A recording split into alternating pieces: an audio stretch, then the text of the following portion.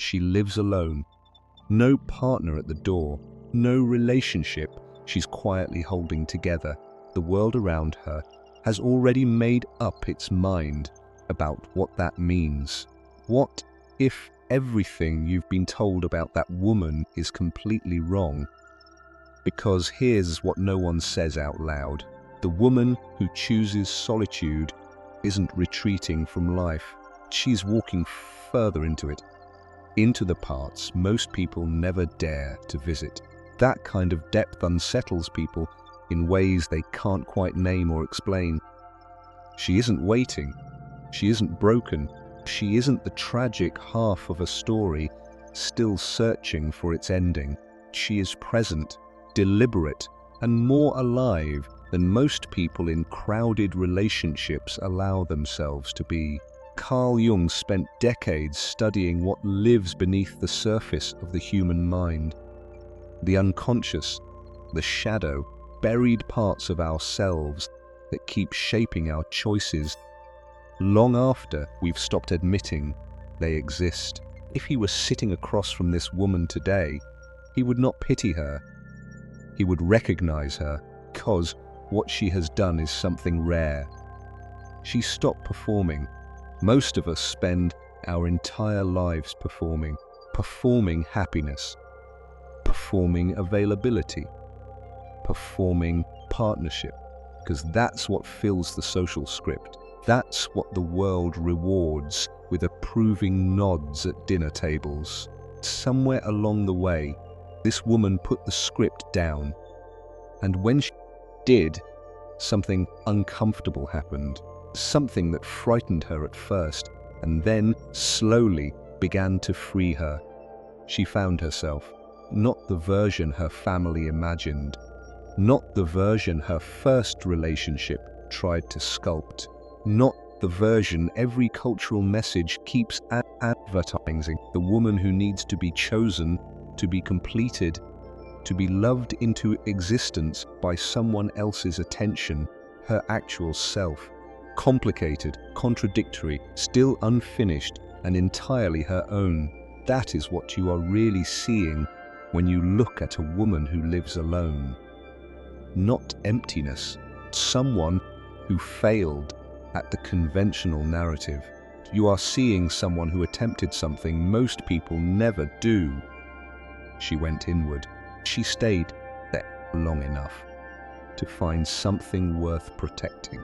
Quiet that surrounds her isn't the quiet of abandonment, is the quiet of a woman who finally stopped drowning out her own voice in order to make someone else more comfortable. Jung once wrote that we cannot change anything unless we accept it. Not the polished surface of it, actual, unedited truth of it. And this woman has accepted something that most of us spend our entire lives avoiding. She has accepted herself not as a project requiring improvement, but as a reality requiring honesty. That acceptance changed the way she inhabits her own life. She stopped spending her energy explaining herself to people who had already decided what she meant. She stopped shrinking the edges of herself to fit inside someone else's comfort zone. She stopped measuring her worth in units of whether she was currently wanted by someone. What flooded in when all of that stopped was something she hadn't felt in a very long time.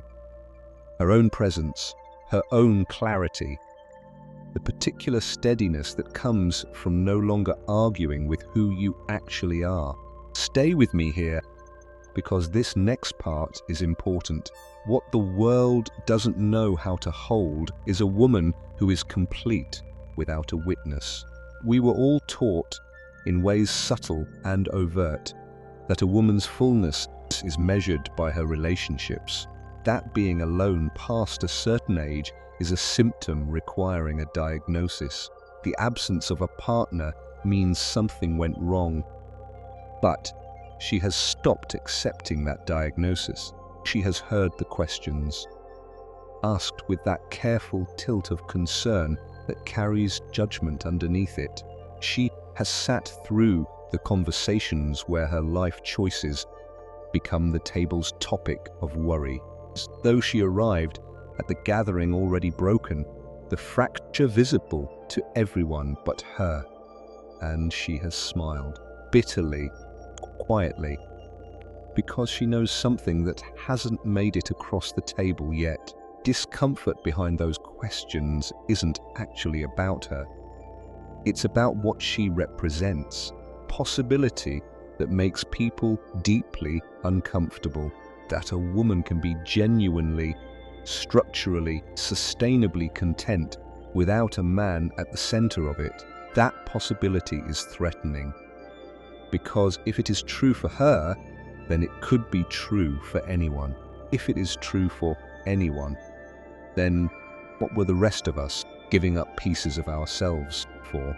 Carl Jung described the shadow as the part of the psyche we refuse to acknowledge, desires we suppress because they don't fit the image we need others to see, truths we bury because surfacing them would require too much change, parts of ourselves we exile because the world taught us that those parts weren't acceptable. This woman has done the terrifying, unglamorous work of turning toward her shadow and looking directly at it.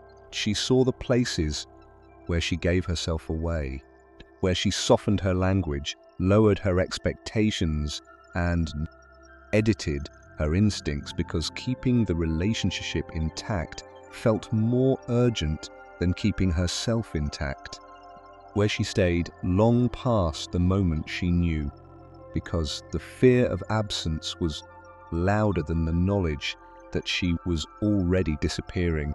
She saw all of it, and instead of burying it deeper the way most of us do, she sat with it. That process is not beautiful while it is happening. There is nothing poetic about the moment you realize how much you were willing to abandon yourself in the name of not being alone. Grief in that confrontation is real.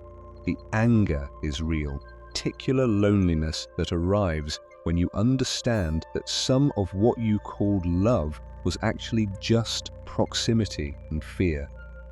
That loneliness is enormous. She moved through it, not around it, not past it with some determined optimism that skips the hard middle, through it. And what emerged on the other side wasn't bitterness, though the world expected bitterness, wasn't hardness, though the world calls it that. It was clarity, quiet, specific, unshakable kind that doesn't need to announce itself. She simply knows now what she will and will not accept. And that knowing reorganizes everything. People look at her life and see a woman alone. She looks at her life and sees a woman who is finally free. The woman who lives without a partner does not fit the cultural templates people use to make sense of other people. She isn't the grieving divorcee. She isn't the ambitious professional who sacrificed love for career. Those stories have shapes the world recognizes. They carry inherited sympathy. They have a narrative arc people know how to follow. But this woman's story is harder to categorize because she isn't grieving, she isn't compensating, she is choosing, and a woman who genuinely, consciously chooses solitude over connection that diminishes her. That woman disrupts something in the cultural logic that most people have never paused to question. She makes visible the unexamined assumption that partnership is always better than its absence, regardless of the terms. Jung spoke about individuation as the central task of psychological maturity, the long, difficult, sometimes shattering process of becoming fully oneself. Not the self that emerged from performance, not the self constructed to meet other people's needs. The integrated self, the whole self, the one that can hold shadow and light together without needing to pretend either one doesn't exist. This woman is inside that process. The reason she lives alone is partly because she has discovered that individuation requires a kind of honesty that not every relationship can survive. She has been in love, more than once perhaps. She has felt the specific warmth of being known, of someone's presence becoming the architecture of her days. She has felt what it is to want someone so acutely that reason becomes peripheral. She is not immune to longing. She longs, quietly, sometimes painfully, the way the body remembers a warmth it no longer has access to. She does not pretend otherwise. But she has also felt what happens when she disappears inside a relationship. She starts choosing her sentences carefully before speaking to avoid a reaction she has learned to dread. When she notices herself becoming smaller in increments, so gradual she almost misses it, until one day she looks in the mirror and doesn't recognize the expression on her own face. That experience taught her something she could not unlearn, that a relationship can be the loneliest place in the world if staying in it requires you to stop being yourself. She is not willing to be lonely in that particular way anymore. She already knows what it costs. She has already paid it, so she lives alone. She makes decisions without negotiating her instincts away. She fills her space with what actually resonates. She takes up room without apologizing for the space she occupies.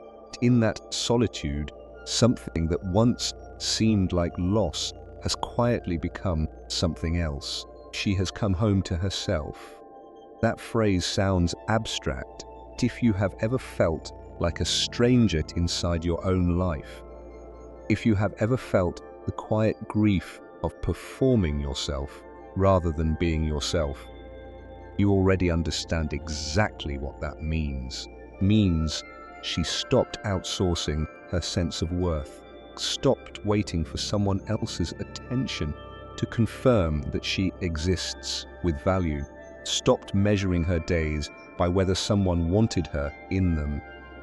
She started measuring her days differently by whether she showed up honestly inside them, whether she made decisions from integrity rather than from fear, whether she lived in alignment with what she actually believes, desires, and knows to be true. That is the life she is building.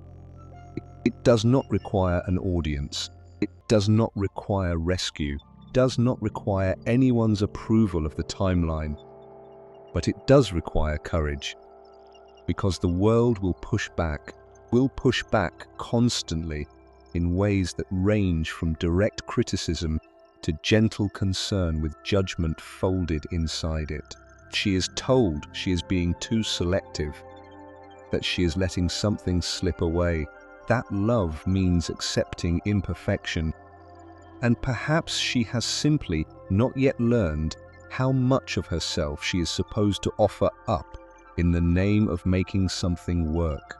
She hears all of it. She is not deaf to it. There are days when it lands differently than others. There are nights when the silence of her own space is not freedom, but weight. There are mornings when she wonders, briefly, whether she is holding out for something that doesn't exist, or whether everyone else knows something she doesn't. Then she remembers. She remembers what it felt like before she made this choice, and she chooses again. Jung believed that what remains unconscious becomes our fate.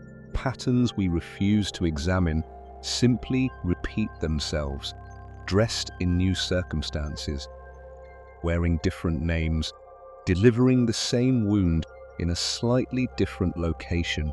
This woman stopped the pattern. She refused to keep entering the same dynamic with a different person at the center of it. She stopped and asked herself the harder question. Not why can't I find the right person? What inside me keeps agreeing to accept less than I know I need? What inside me keeps deciding that someone else's comfort is more important than my own honesty? That question is devastating. And it is the most transformative one a person can ask themselves. The work that follows it is not the comfortable, shareable kind of self-improvement. It is the actual, unglamorous, sometimes frightening work of meeting yourself with full honesty and deciding that what you find there deserves better than what you have been allowing. She did that work. She is still doing it, because this is not a destination a person arrives at and unpacks. 'Tis a practice that continues for as long as a person is alive and paying attention. From that practice has emerged a woman who knows in her body what real love actually looks like. Not because she has read the right books, though she has, because she has felt the absence of it deeply enough that she now understands its actual shape.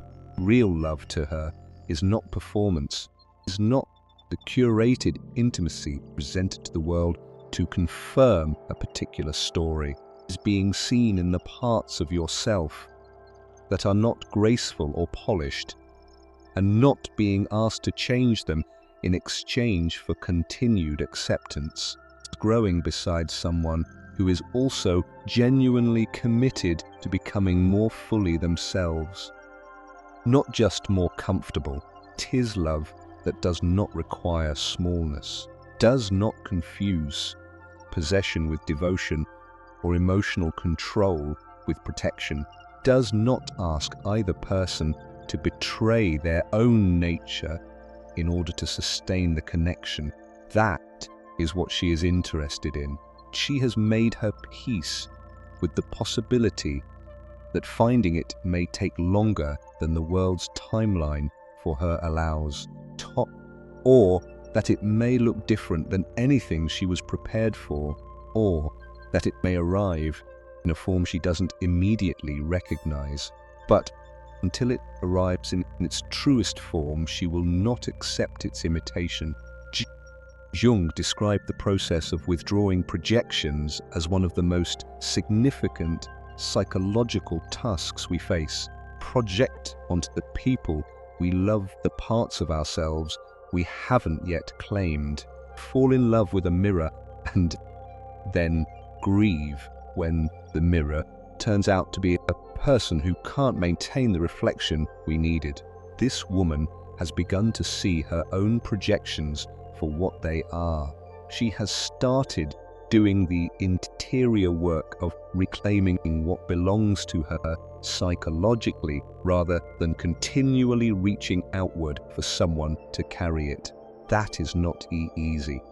Most people never attempt it because the comfort of projection is enormous. It is so much simpler to believe that wholeness is somewhere outside of you than to do the painstaking work of building it from the inside. She has started building it, and in doing so, she has stopped waiting for someone to make her feel complete, because she is learning, piece by piece, that wholeness is not a gift another person gives you, something you earn through radical honesty about yourself and radical acceptance of what you find. She does not announce any of this. She does not carry it as a public identity or use it as a banner to wave at people who challenge her choices. Simply lives it, and that living, quiet, grounded, unhurried, carries a frequency that is hard to ignore. People sense it about her without always being able to name what they're sensing.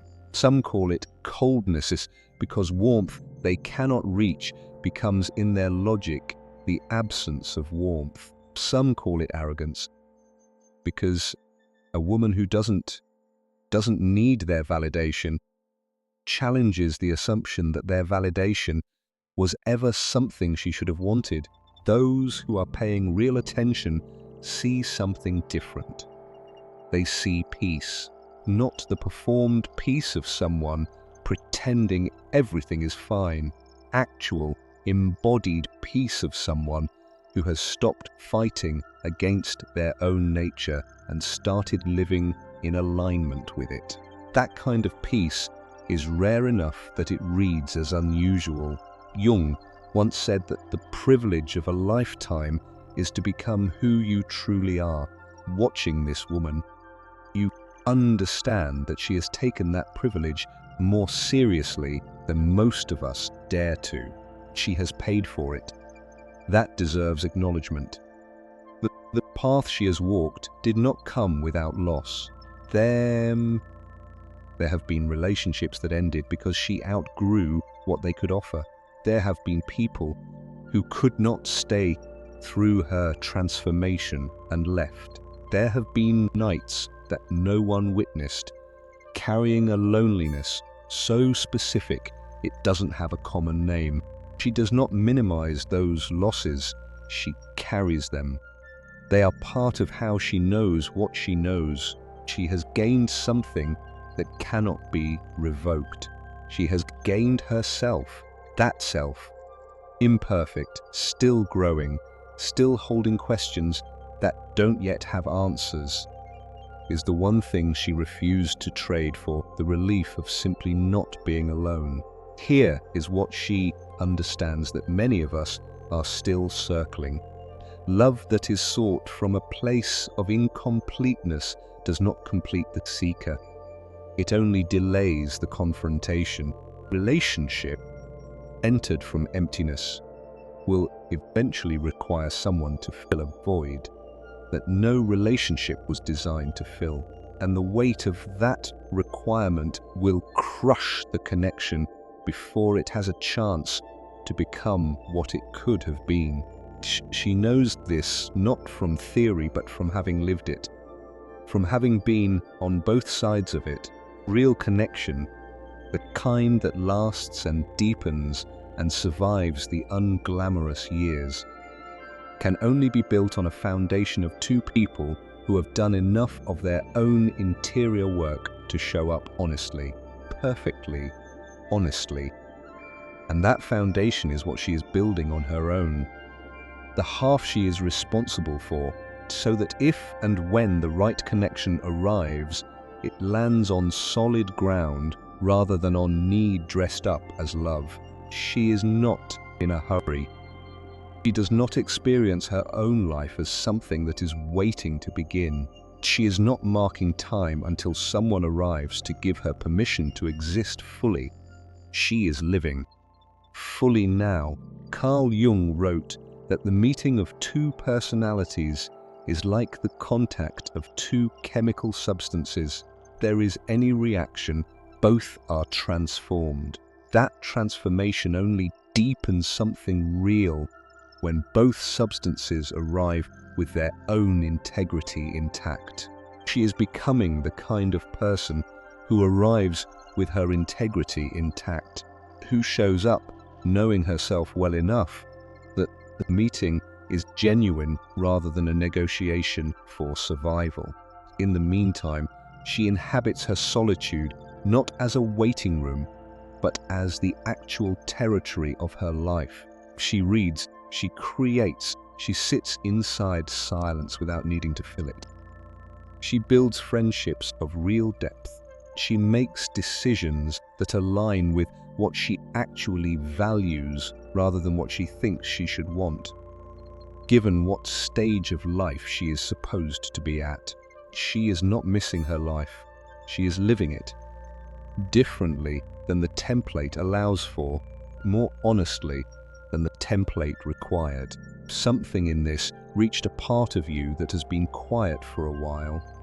A recognition, an old ache, an old fake, a feeling that you have been performing a version of your own life that fits everyone else's expectations better than it fits yours.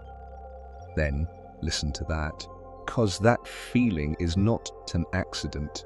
It is the part of you that has been waiting for permission to tell the truth about what you actually want. what you are actually willing to settle for, and what you have been handing away in exchange for the comfort of not having to answer those questions. This woman's story is not separate from yours.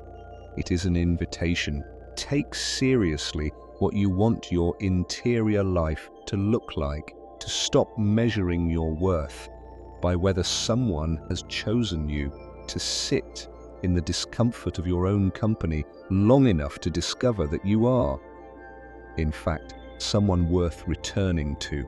The love she wants is real, it is possible, and it begins from the inside. Begins with the decision to stop abandoning yourself in order to be chosen by someone who cannot yet fully see you. Begins with the same decision she made. To show up completely and without apology for your own life first is what her solitude is saying to anyone willing to listen. Not that she has given up on love, that she has finally, after everything it took to get here, decided what love is actually for. Not a rescue, not a proof of worth, not a filling of what was hollow, a meeting between two people who have arrived knowing themselves, come not from emptiness reaching to be completed, but from wholeness that is ready to be shared. She is ready for that. While she waits, not passively, not desperately, but actively, building her life with intention and full presence, she is whole. She does not need you to understand it. If you do understand it, then something in you already knows which direction to walk. What you found here today reached something in you that's been quiet for too long. You're in the right place. Silent resonance, we explore the deeper currents beneath the surface. Jungian psychology, the patterns that shape us, the interior work that actually changes a life. Subscribe so you're here every time we go deeper, because this conversation is only just beginning.